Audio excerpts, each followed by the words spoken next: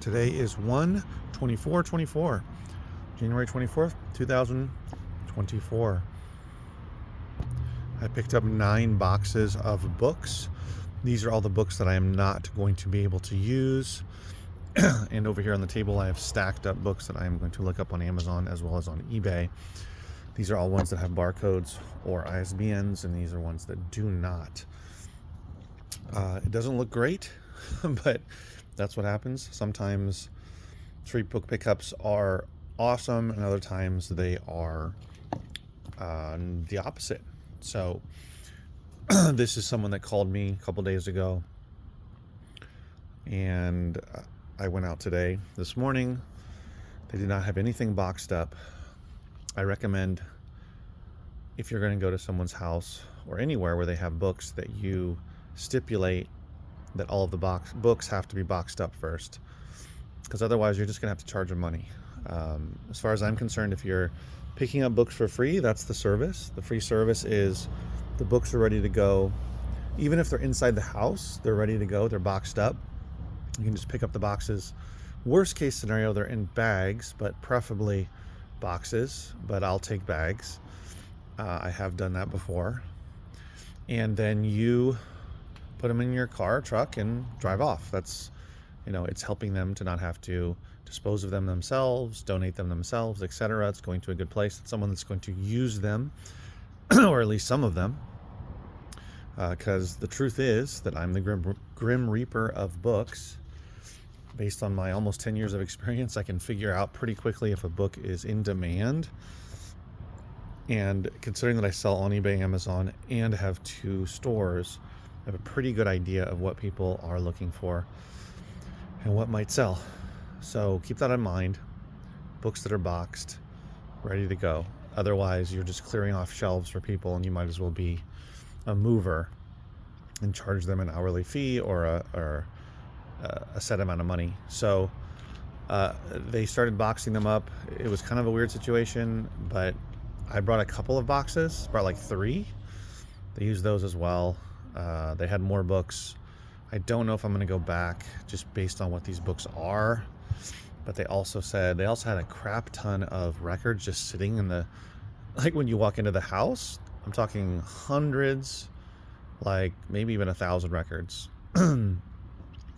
They said that the records were 60s and 70s classic rock as well as blues, which is, valuable stuff if they're in good condition, if the vinyl is actually in good condition.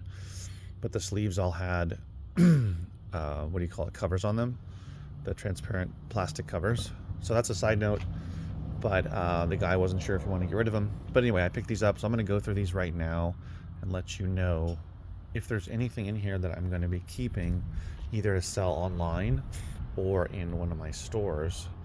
And this is someone that just found me online because I have a website, I have a Facebook page, Instagram, and I also have a location set up in Google Maps. So when people look for me, just Google me or look through maps, looking for books or looking for donations, book donations, book pickups, that kind of thing. They find me. So I recommend doing something like that. A lot of that stuff is free. It just takes a little bit of effort to set it up, and then some time to kind of get into the Google algorithm and start showing up in your local area. But that's how I was found. Here is where I am. I have finished going through all the books. I have 1 lot and 2 individual books I'm going to sell on eBay. Nothing for Amazon. And then this stack here is going to my second location, the bookstore only. And then this one is going to where I am right now, which is in my book and media store. So it's a nice little split between the 2. There's some good books in there. This one, both of them have some older books, but this one, all these I decided I'm not going to put in the store, and all the other ones I showed you already, or that I'm not going to keep. So it's not bad though, considering between the 2 stacks, it's a pretty good amount of books that I'm going to be having in the store. So basically, this is kind of how it goes when I do a sizable book donation or pickup, or if it's a big donation here, whatever it might be.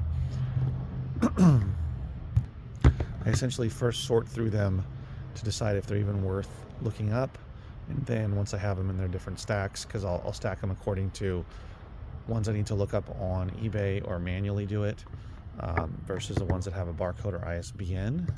And then I'll use Amazon for those, the Amazon app, Scoutly for those, and then the eBay app for the other ones.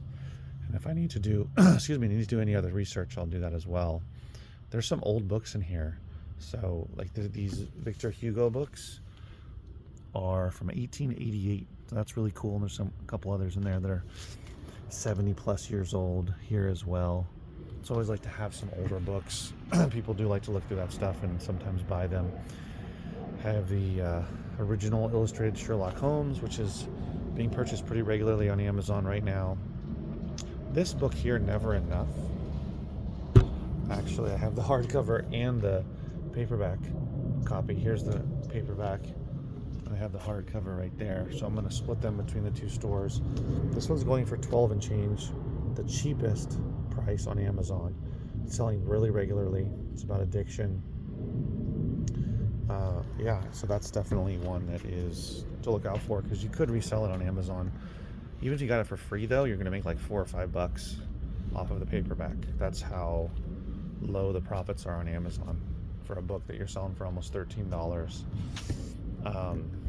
So yeah, so you know, if you want to get those $10 profit books, you have to sell $20 a book for $20 and up. Essentially, the lighter paperbacks that are under £1.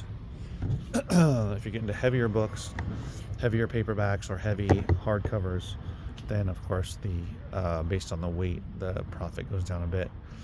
But anyway, those are good to put in the store because they are something that someone could be looking for. So this is a pretty good haul, considering that I'll have a decent amount for the stores.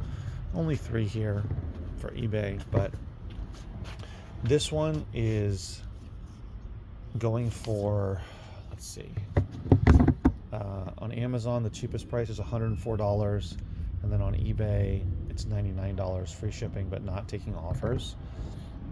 On Amazon 2 have sold in the last year, and on eBay nothing in the last 90 days. So I'll put it on eBay. I might cross list it, but I'll definitely put it on eBay and see how it goes. But this is a good one to cross list though, for sure.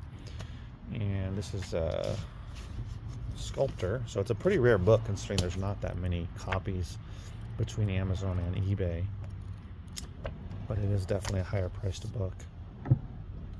This is a very old book. I believe, let's see the date here. This is actually from 1929. It's the 6th printing. It was translated from German. So that book's almost 100 years old. I'm going to list that for $25 plus shipping, taking offers. And this is the Pocket Library of Great Art. There's 4 of these. I looked on eBay. These do sell kind of regularly, actually. I'm going to list it for $16.99 plus shipping, taking offers. So those are the ones for eBay. But definitely not excellent, but not bad. I'm actually happy that I got this many books to put in my bookstores, because I've done much better in other hauls and donations or pickups, and I've done worse. So not too bad. So I might actually go and pick up the rest of the books. Yeah, we'll see. This For Dummies book, Estate and Trust Administration, is selling regularly on Amazon, as is this one, Piano and Keyboard All-in-One for Dummies. Would you think that those were selling for much? Or very often? They're not selling for a ton, but that often anyway. I'm not surprised so much by this one, but a little more by the keyboard one. But you never know. That's why you gotta look them up. This is the kind of stuff I'm not gonna keep. Home Buying for Dummies. People are buying this, but I'm just gonna pass on it. You know, like 2005 Movie Guide, Leonard Maltin. Look at this, Garage Sale and Flea Market Annual, 8th edition. It's showing you what items are worth, but that's not gonna be appropriate anymore. This one has not sold on Amazon.